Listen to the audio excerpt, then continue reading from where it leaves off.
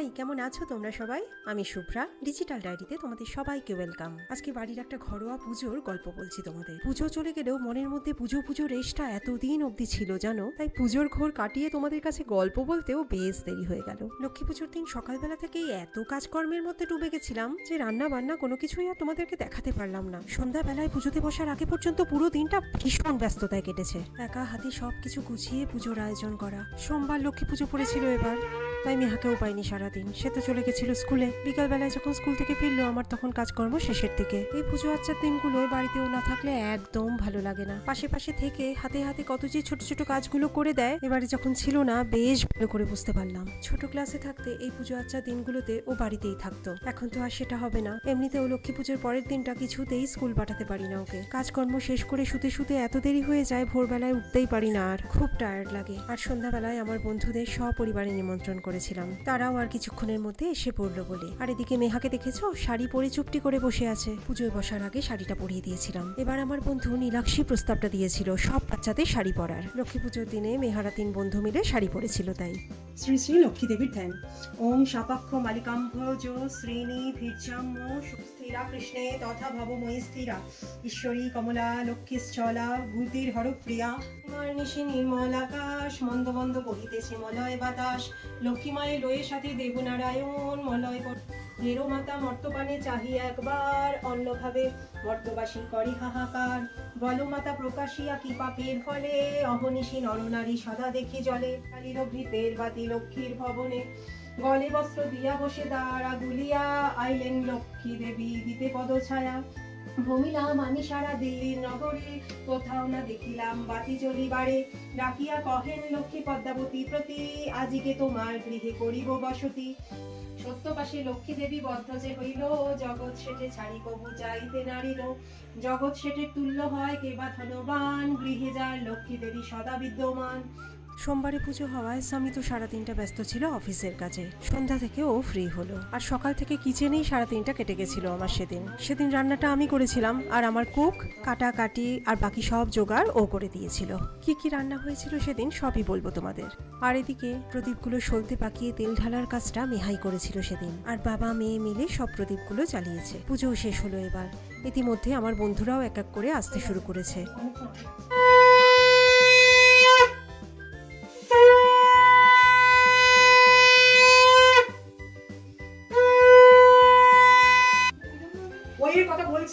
আমি এখনের কথা বলছি, ওটা ভুলে যা। এ ডিসাইড করে নিয়েছে আমি যখন আসবো আসবো, যে আমাকে যত তাড়া দিয়ে ফোন ধরবো না সঙ্গে সঙ্গে কল ব্যাক করলে তো হবে না। হয়েছে, এটা ঠিক হয়েছে। শুধু ভরাটাকে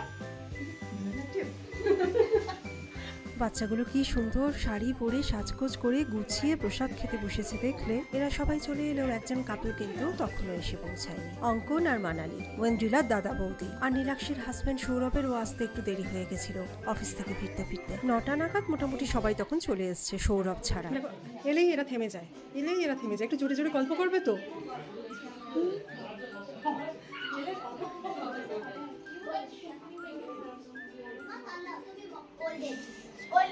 সারা ঘরগুলো ধোয়া ধোয়া হয়ে গেছে একদম।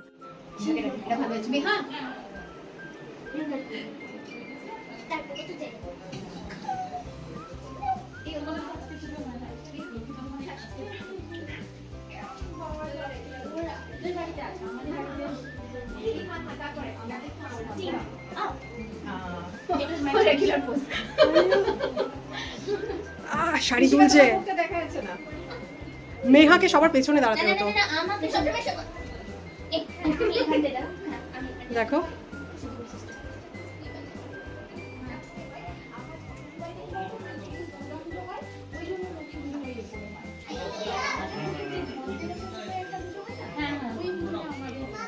সবার প্রসাদ খাওয়া হয়ে গেলে প্রথমে বাচ্চাদের খেতে বসিয়ে দিয়েছিলাম, সাথে মানালি আর অঙ্কনকেও খেতে বসিয়ে দিয়েছিলাম। ওদের একটু বাড়ি যাওয়ার তাড়া ছিল। তোমাদের তো এখনো বলাই হয়নি 3.5 ধরে কিচেনে আজকে কি রান্না করলাম। খিচুড়ি, 5 রকম ভাজা, সেগুলো হচ্ছে আলু ভাজা, বেগুন ভাজা, পটল ভাজা, ভেন্ডি ভাজা, কুমড়ো ভাজা, ফুলকপি আলুর তরকারি, চাটনি আর পায়েস।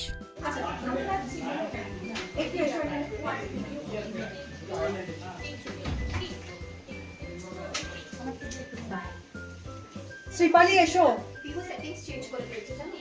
ও ওই জন্য হ্যাঁ, আর হি ইজ বলছে কি পিহুর দিচ্ছে পিহু না, বাস আর ওইটুকু, হ্যাঁ আর বাস ঠিক আছে। আর এটা না শুধু হ্যাঁ ভাজা থেকে একটা কোনোটা না ভেন্ডি ভেন্ডি না আলু হ্যাঁ আলু থেকে একটা, হ্যাঁ পটল থেকে একটা,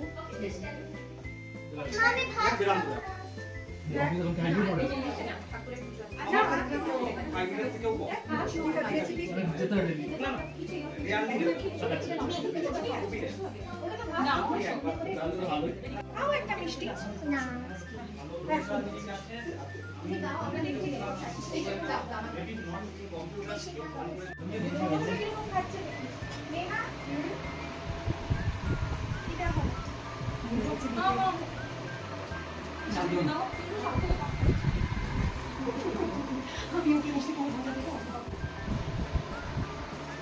ये दाम হয়েছে শিবালি এরকম তুলে ভালো আছে বিজুলি কাকে দেবো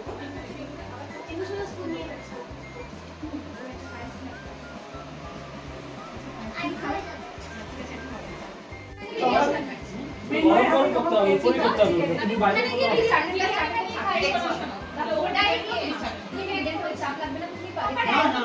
বিরিয়ানি বানানোটা মানে আমাকে যে অভ্যাস হয়ে গেছে, যেটা আমি কোল্ড ড্রিঙ্কস এই আর তুমি আমি আটটা 15 করে নিয়েছি আটটা 15 করে নিয়েছি 15টা বুঝো হ্যাঁ নলে করে নটার পরে বেরো না কিন্তু মাঝে বসে থাকে দাদা মোবাইল না এটা আমাদের ওই তবে মিষ্টিটা কোথা থেকে আসলো মিষ্টিও দিলে আমি রাখো অবশেষে সৌরভও চলে এলো। তারপর আমাদের সবার খাওয়া দাওয়া হলো। নতুন বউদের শাড়ি আমি জন্যই বললাম বহু বছর আগে করেছি জানো আচ্ছা সবাই দেখে যাচ্ছো, এটা একটা ভালো লেগেছে। এই এবার চলো ওই রুমে আবার এটা পারো তো বেশিরভাগ সমস্যা এটা সব you come let's go specialist হ্যাঁ, সত্যি। এই বাইরে থেকে এখন সব যাওয়ার জন্য তৈরি না হয়েছে। বাইরেরই শুধু না কেউ কিছু নিতে চাইছিল না অল্প অল্প না, কিছু নিতে চাইছে না। করে একটু দিয়ে দিয়েছে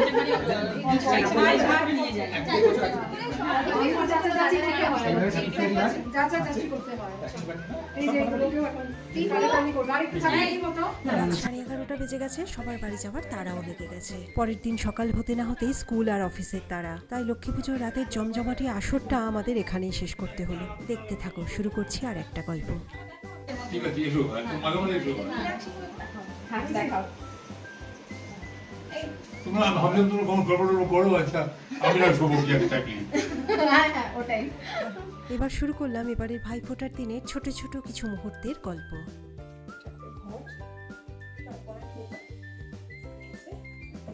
দেখে দেখে পাশে প্রদীপ আছে। এই হচ্ছে ঠাকুরকে আজকে দিয়েছে মিষ্টি দেখো ভাই ফোটা লেখা মিষ্টিটা আমি একটা জিনিস বলতে পারবো? এই হলো ভাইফোঁটার বরণডালা। কলা, পান, সুপারি, ধান দুর্বার সঙ্গে ছোট্ট বাটিতে একটুখানি চন্দন, তার সাথে বাটিতে একটু সর্ষের তেল, মধু, একটু কাজল, আর সাথে একটা ছোট্ট প্রদীপ, সাথে একটা চিরুনিও আছে। পান, সুপারি, কলায় আছে সিঁদুরের ফোঁটা। কাজলটা এবার নতুন সংযোজন আমার বরণডালায়। এখানে আছে হচ্ছে কলা রেখেছি, পান সুপারি, হরিতকি, ধান দুর্বা, কাজল। কাজলটা অবশ্যই এবছর আমি মানে অ্যাড করলাম। আমি জানতাম না যে কাজল দিতে হয় আর কি, আমার শ্বশুরবাড়ির নিয়মে। আমি তো আমার বাবা মার ছোটো থেকে ভাইকে যেভাবে দিয়েছিলাম সেইভাবেই করেছিলাম আর কি, করতাম। হ্যাঁ, তো তারপরে লাস্ট ইয়ারে আমার ছোট পিসি শাশুড়ি আর কি, আমরা সবাই বলি কুর্তি পিসি, তো পিসিমণি বললেন যে আমাদের সব ঠিক আছে, আমি দেখেছি তোমার ভিডিও, সব ঠিক আছে, শুধু কাজল একটুখানি পাততে হয় আমাদের, কালী পুজোর অমাবস্যায় কাজল পেতে সেই কাজল পরাতে হয় আর কি, কাজলের ফোঁটা দিতে হয় ভাই ফোঁটায়। তো এই জন্য এবারে কাজলটা অ্যাড করেছি আমি। আর বাকি সবই এক আছে, একটু প্রদীপ জ্বালিয়েছি আর চন্দন, মধু, তেল, তার সঙ্গে একটুখানি একটা ছোট চিরুনি, ব্যাস এই। তবে কাজলটা এবার আমার ঘরে পাতা হয়নি, শেষ মুহূর্তে কিনে আনতে হয়েছিল। পিসুমণি প্লিজ রাগ করো না, আসছে বছর নিশ্চয়ই ঘরে কাজল পেতে বরণডালায় রাখবো। বাবা মেহা দুজনেই স্নান করে রেডি, দুজনেরই অপেক্ষা এখন ফোঁটা দেওয়া আর নেওয়ার জন্য। দেখে বসো।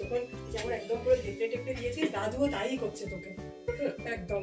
আর বাবা একটু থাম। দাদু আর worse করছে আমাকে। থাম।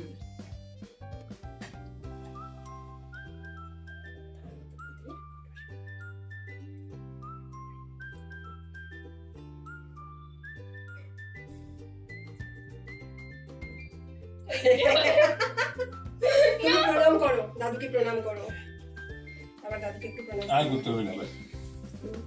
হ্যাঁ, এবার বাবা একটু মিষ্টি খাইয়ে দাও। দাদু মিষ্টিটা ঠিক করে খাই। আচ্ছা আচ্ছা ঠিক আছে ঠিক আছে।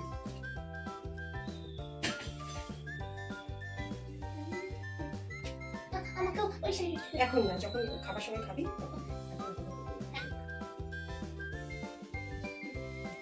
হয়ে গেছে ভাই একটু ফোঁটা। দাও। এই সমস্ত হবে না? বাবা দাও। না আচ্ছা আমি দিই। সন্দেশটা ভালো। ভাই ফোঁটা সন্দেশ বাবা। ভালো। ভাই ফোঁটার খাওয়া দাওয়া ঠিক এরকম হচ্ছে। বাইরে থেকে আনা হয়েছে ফিশ ফ্রাই, মানে 4খানা ফিশ ফ্রাই, আর এই যে 2 প্লেট হচ্ছে চিকেন পাকোড়া আর বেগুনি। আর তার সঙ্গে আমি এখন বাড়িতে একটু সাদা ভেজিটেবল পোলাও মতো হয়েছে, আর ছানার ডালনা, মানে ছানার কোপ্তা, ডালনা ঠিক নয়, কোপ্তা, ওটাই এখন দেবো।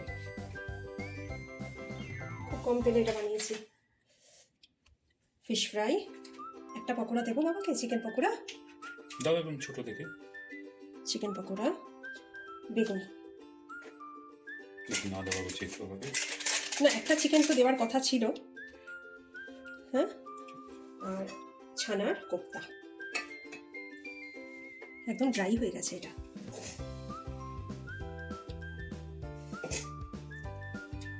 এই হচ্ছে বাবার থালা। নেহা চলে এসো, তোমাদের দুজনের থালা রেডি, চলে এসো।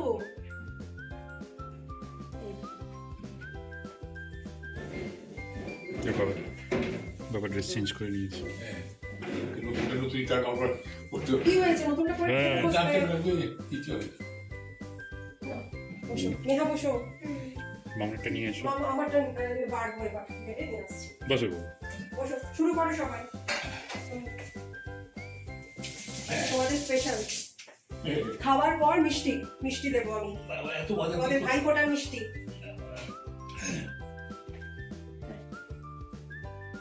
আর নেহা আর পারছে না, কত কষ্ট করে এতক্ষণ ধরে নেহা এই করেছিল। বাবাকে আজকে একটা চিকেন পকোড়া দিয়েছি। হ্যাঁ আজকে ঠিক আছে। বহুদিন বাদে আবার দিলাম বাবাকে চিকেন পকোড়া। তুমিও চলে এসো। হ্যাঁ চলো বসো। এগুলোই ছিল এবারে ভাইফোঁটা সুন্দর কিছু মুহূর্ত। ঠাকুরের কাছে মঙ্গল প্রদীপ জ্বালিয়ে দাদু ভাইকে ফোঁটা দিয়ে সুস্থ শরীর আর দীর্ঘায়ু কামনা করে দাদু ভাইয়ের আশীর্বাদ নিল নাতনি। দাদু ভাইও আদরের নাতনিকে মিষ্টি খাইয়ে আদরে ভালোবাসায় ভরিয়ে দিলেন। এই পারস্পরিক শ্রদ্ধা, আদর, ভালোবাসাটুকুই তো জীবন পথের পাথেয়। আর এই সুখ স্মৃতিটুকু মনের মধ্যে রেখে দিয়েই আমি আজকের ভাইফোঁটার গল্পটি শেষ করলাম। ভালো থেকো, সুস্থ থেকো তোমরা সবাই। আবার দেখা হবে আরেকটা নতুন গল্পে। আর এই গল্পটা কেমন লাগলো কমেন্ট করে জানিও আমায়। ভালো লাগলে একটা লাইক করে দিও। বাই।